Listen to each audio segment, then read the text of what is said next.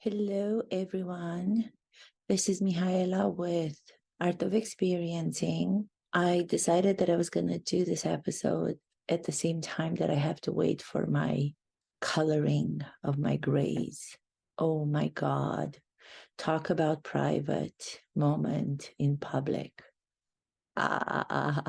I usually do my hair in a specific way because I'm hiding my forehead, which has two bumps on it.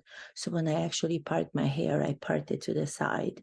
But I just decided today that I was going to do it like this, be vulnerable in public. What do I want to talk about today? What has happened in the news the last week? There's so much. I don't know if anybody internationally is following the trial of the lawyer Alexander Murdauch or Alec Murdauch. So the pronunciation is becoming something that people are talking about on social media. They're asking each other and they're asking themselves, why is everybody pronouncing the name Alex and other people are pronouncing his name Alec? And they don't have an answer. One of them, who's a reporter and should know better, because he's a reporter, he should inform himself. His answer was, well, his mother calls him Alec, so I'm going to call him Alec, or his friends call him Alec, and I'm going to call him Alec. But that is not the reason why. The reason why his name from Alexander is sometimes being pronounced Alex and other times Alec is because of the phonetic pronunciation. If you say Alex, if you go phonetically to try to decipher what X in Alex is, if you pay attention to the two sounds that form the letter X, they would be Alex. So what would those two letters be phonetically? K, right? Alex, kısı. So X equals kısı. That's why some people with knowledge or some people without knowledge subconsciously call him Alec from Alex. So they don't go to the S. They don't go to the second letter of X. They just go Alec. Alex, Alec. Do you get it?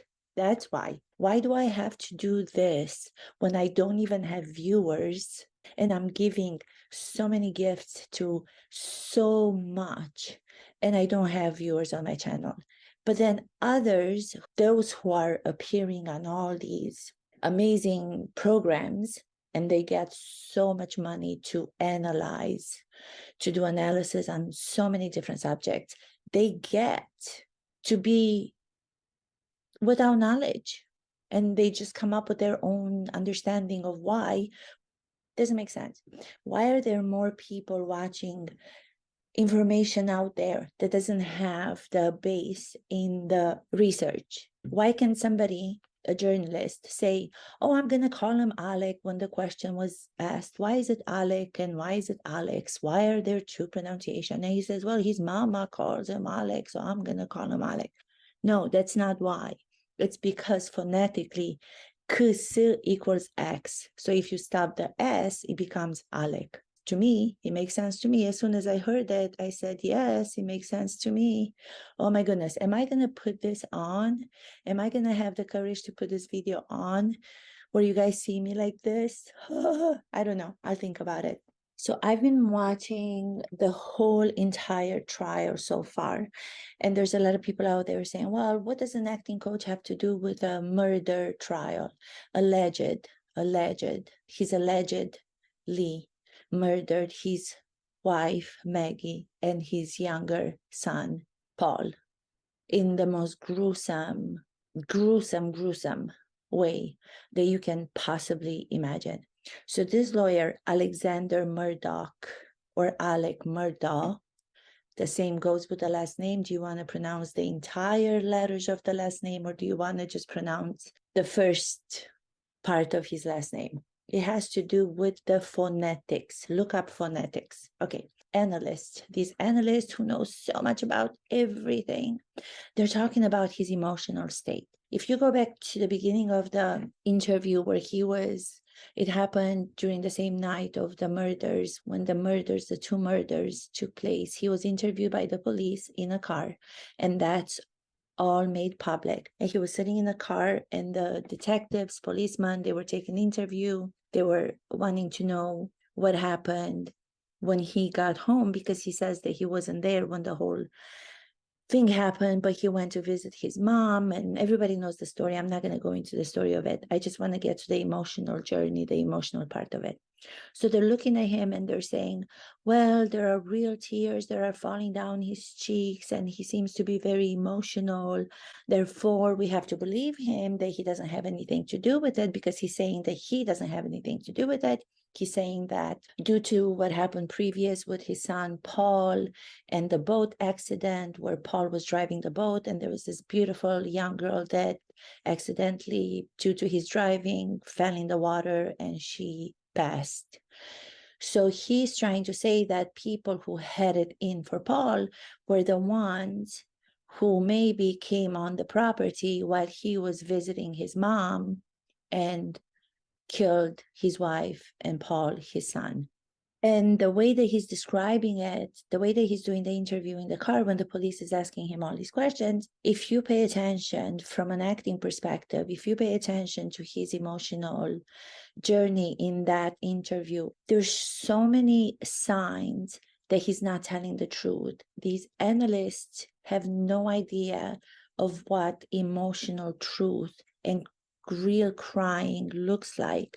They just take that real crying with real tears and they assume it is real. Well, in acting, if someone is on a stage, or if someone is in front of cameras, if I were in front of cameras, or if I were in front of people on a stage, and I would cry real tears the same way that Alex Murdauch, is crying, I would be stopped by the moderators of that session.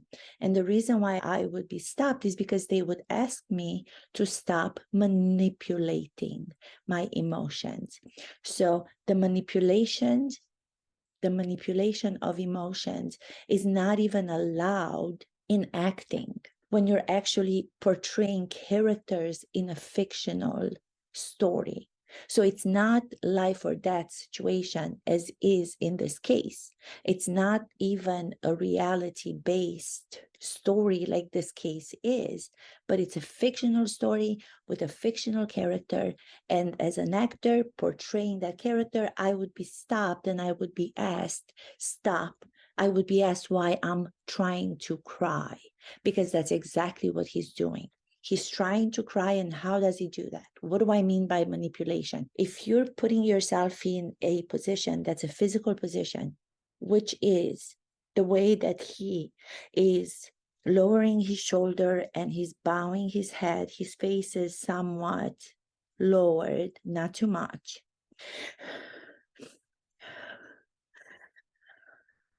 And I'm focusing on my breathing, and I'm manipulating my breathing to sound like the breathing is heavier, because I am innocent and because I had nothing to do with what just happened in his case to his wife and to his son. Pushing for the emotion, pushing for trying to cry from the outside in. I recognize it immediately to be a manipulative way of trying to cry. And then on top of it, he has these sounds that he makes. If you're making all these sounds, the reason why these sounds are coming out of him like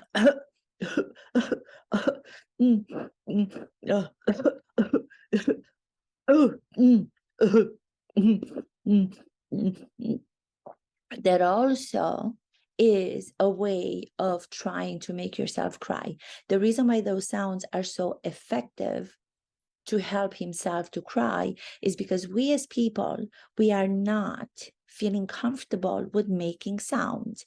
We do not in everyday life, even in a situation where we cry, we do not make those sounds. So those sounds, when given voice, it will make the other people, the policeman in this case, the detectives, believe that there's something really wrong, that he's actually really, really saddened by the whole experience of what happened, by the whole event. Even the detectives, even the policemen, they're not trained to recognize real crying from manipulative crying.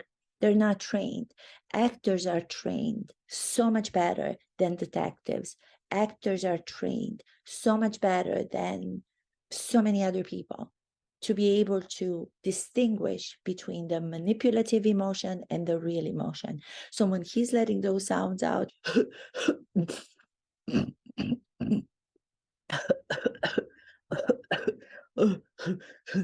hey man, is it okay if I just open the door? Because is it okay if I just open the door? I'm just gonna use all these sounds and I'm gonna give you the impression that I'm actually having all these things coming out of me and I have to spit outside the door, which is what he does. He opens the door and he spits out and then he comes back in and then he puts his head down again and then he focuses and he manipulates his breathing to something that is fake, just like what I'm doing right now. And then another thing that he does is he starts to shake, he starts to intentionally move his body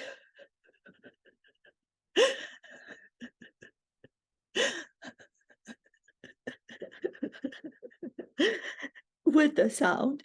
So it's the body now plus the sound that's coming out of him, which are sounds again that we don't hear every day, which surprise detectives because they're not everyday sounds. And he's moving his body in a way that's going to make this tremble in his voice. Oh my God. I am so sad by everything. I am innocent. And I'm not saying that he's guilty because that's why the trial is going on. You know, in the United States of America, everybody's innocent until proven guilty. So I'm not saying that he is guilty. I'm not saying he's innocent. That's not what I'm talking about. I'm talking about my recognition of his manipulation of his emotions. Because if somebody like him is trembling like this, eventually, if you do it long enough, and then on top of it, you allow the images of what he had just witnessed in his version of the story, even if the version of the story is that he came home and he found his son and his wife murdered by somebody else, by two people, because there were two guns, which I think that's the smartest way to go about doing it, because that's automatically giving the impression that there had to be two people, two killers. So he used two guns because he had such a backstory to knowing how to be a manipulator. He knew exactly because he had done the road so-called person that he paid to come and shoot him because he wanted to commit suicide, from what I understood, and he wanted to leave the money to his son. I don't even know, but there were so many previous incidents and so many previous experiences he did. So he had enough time to know, also as a lawyer for so many years, he had enough time to understand how he's going to fool the police, how he's going to fool the detectives. So when you do that long enough and you're moving your body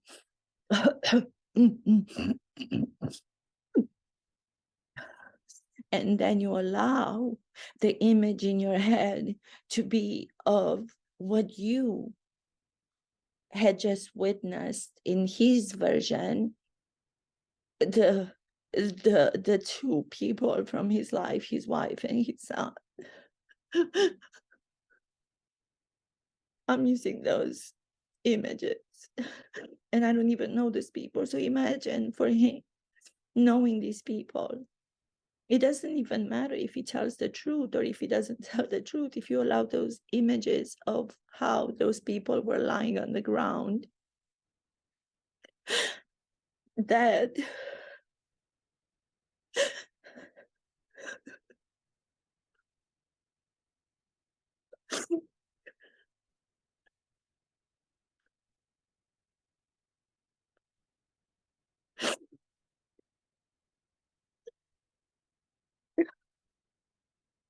If I do it long enough, then tears are going to be coming out of my eyes and going down my cheeks, especially if those people were so close to him, especially when those people were so close to him. So it doesn't matter the reality or the real truth of what happened, just the images that he saw, no matter him killing them or no matter if other people were the ones who killed them. When you see those images on top with shaking your body physically to produce emotions to come out of you, and then using the sounds that we're afraid to make in public, all of that combination means that you are manipulating yourself to create tears. Tears will come out of your eyes and they're going to fall down your cheeks. And then when those analysts, they have no knowledge of understanding the difference between the manipulative behavior of someone or the real behavior of someone, they will take that to be the honest truth. And they will say, oh my God, he was for real crying and, he maybe is innocent. Oh, the same thing that happens during this whole interview.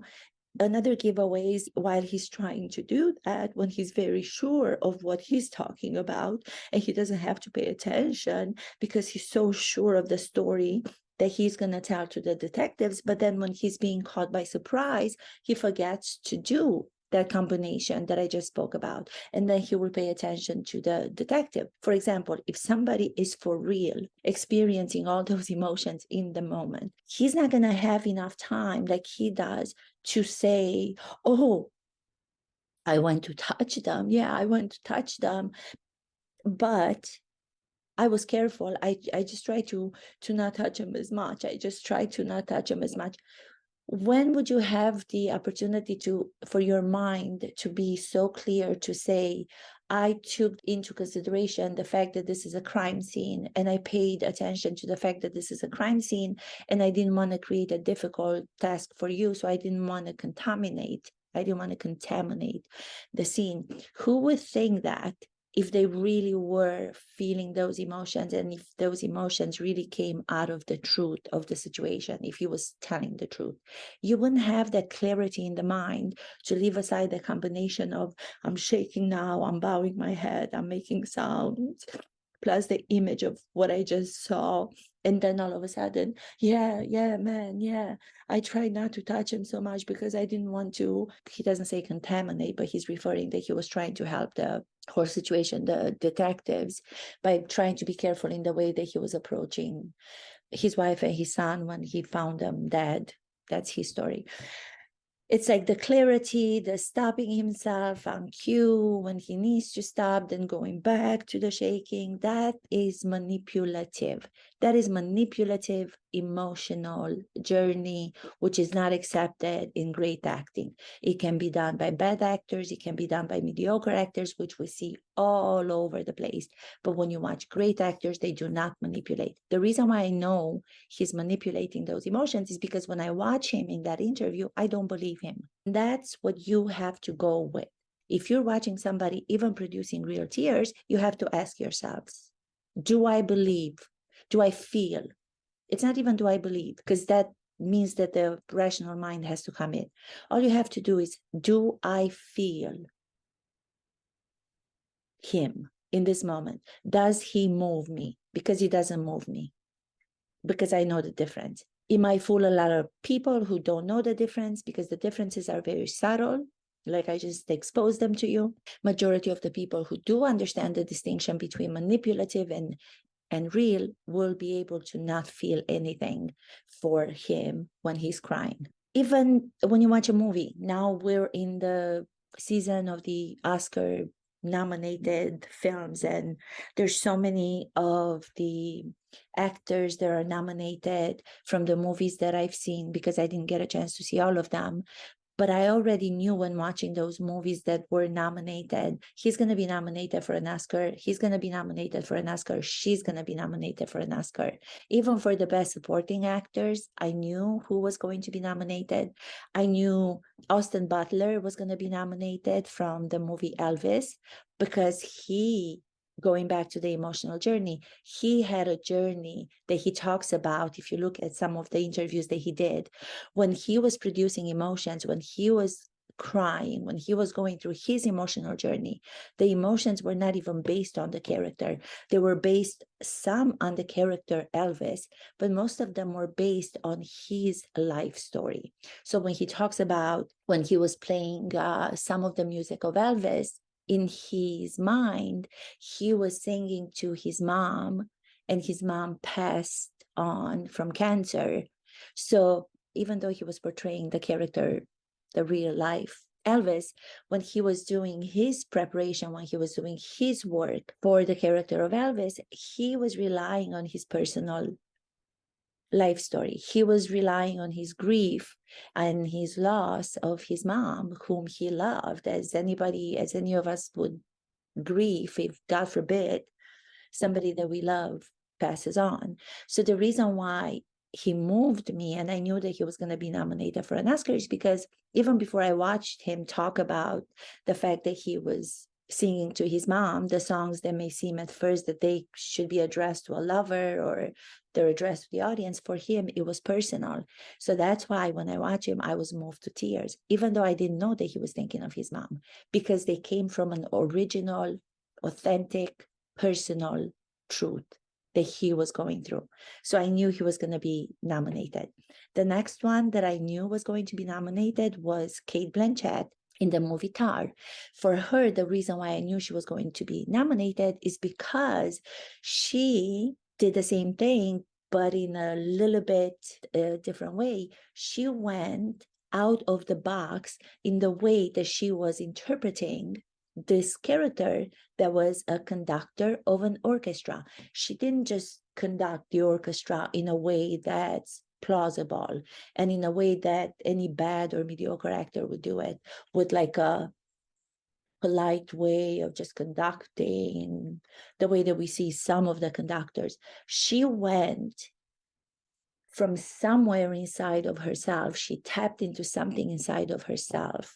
And when she was conducting, she allowed her whole being to involve her whole body, her whole humanity into the way that she was conducting, because she's smart enough as an actress and she's great enough as an actress to know that conducting to her character is the same as depending on the lifeline. So I'm sure that she substituted that conducting to be a fight for something that was really meaningful in her life. And if she doesn't put all of her being into it, if she doesn't put all of who she is into it, physically involving her body and her head, if she doesn't do that, going back to the primitive, animalistic dependence on life or death,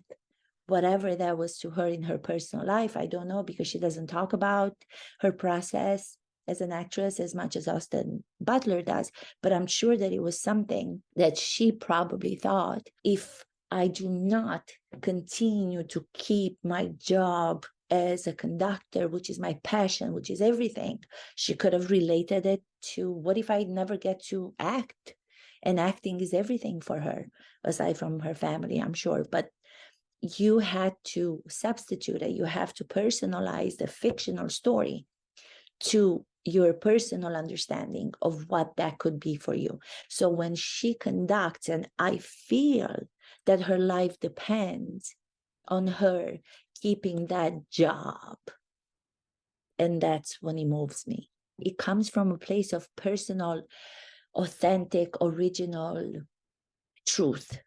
It's not, I'm just going to pretend emotions and I'm just going to go and conduct and move my body in a way that's going to be so big. No, it's got to be sustained by something that is so personal, and the consequence of you losing it is life or death situation. The consequence of you losing it is life or death situation. Those have to be the consequences. The stakes of that have to be really high. Another one that was nominated from the Best Supporting Actors was Michelle Williams in The Fabelmans. was because she allowed herself. There's one scene when I knew, I'm like, she's going to be nominated for this. There's a scene where she does this dance and she shows herself in a way. It's almost, I think she used the animal exercise. I don't know because she hasn't talked about it. These are only my interpretations. These are only my opinions. As always, when I talk about what I see and when I try to break down my interpretation and my analysis of what I believe and what I see, having had experience of so many years. When she does the dance, she be so vulnerable, the way that she reveals her heart through the dance in front of the family, therefore in front of us, the audience who get to watch her vulnerability, her fragility. She's so fragile in the way that she explores that dance, and she's so unafraid to show her vulnerability and her need to be loved.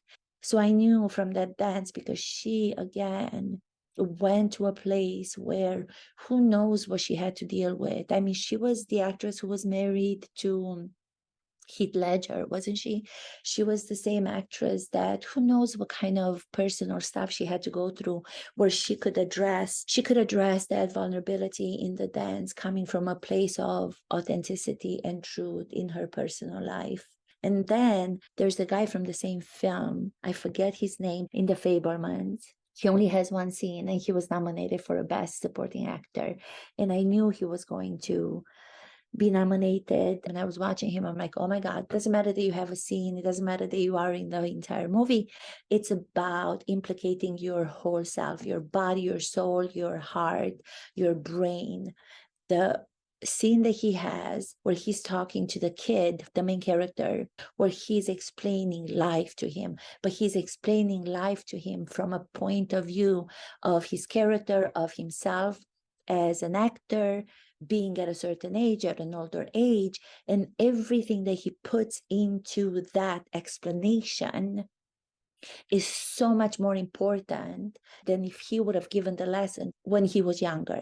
Because now he, as the actor, is getting towards the stage of older person, older life, the last or the second to the last chapter of his life. So the meaning behind lessons that he's trying to instill in the main character, this boy, is of such importance, because he probably was using the same personalization, probably saying to himself, how many more roles will I have to play? I'm already an older actor. I don't know when I'll get an opportunity, the same way that I got this opportunity by Steven Spielberg to be able to do a character. So I'm going to give it all I have. I'm going to give it all I have as if my life depended on it. So with all these that I have mentioned, with all these characters, with all these actors, they are nominated because they have put everything into their character from their own life. They have put their life on the line, symbolically, metaphorically. They have given it all they can. When you give it all that you have, when you leave it all on that stage or on the set in front of the camera, that's when those moments are going to move the audience. That's when we are going to feel for them without knowing exactly what their personal substitution, what their association from their personal life to the life of the character is exactly. But we are moved to tears because we sense with our every cell of our body that their life is on the line, that of the character, but it's because it's coming from their personal life. So when you allow your personal challenges, when you allow your personal fears, when you allow your personal, I don't know, but I'm going to give it all, to merge with the fictional life of the character, that's when great acting occurs. Here, I'm going to find out what his name is just because I want to give you his name. Let me see, because he only has one scene, and this is for Best Supporting Actor in a Supporting Role. Yeah. So it is Judd Hirsch, The Fabelmans. Yeah. Only one scene. He was nominated for the Oscar for that reason. He's the one that's giving the life lesson to his nephew, the fictional nephew, but I could feel that it's the actor's last act in the movie that he gets to portray in this character by Steven Spielberg. And there's so many others, but I just wanted to talk a little bit about manipulative emotions and real emotions. The reason why we get moved by some people when they cry, and the reason why we don't. We get moved by the people who cry and have real tears when they're not playing for those tears. Those tears come out of something that their life depends on, metaphorically. And then even if we see people like the alleged murderer in this case, when his tears happen during the interview in the car, in the trial, because he's manipulating for those emotions, we don't feel anything, no matter that he produces real tears. I hope that makes sense. Thank you so much, everyone. This is Mihaela with The Art of Experiencing. And as always, these are only my opinions. These are only my interpretations. I cannot believe I did this. See, I'm being vulnerable. I'm being vulnerable. I put myself in front of you with my hair having to be colored and glasses on. Thank you. Mwah, mwah, mwah, mwah, mwah.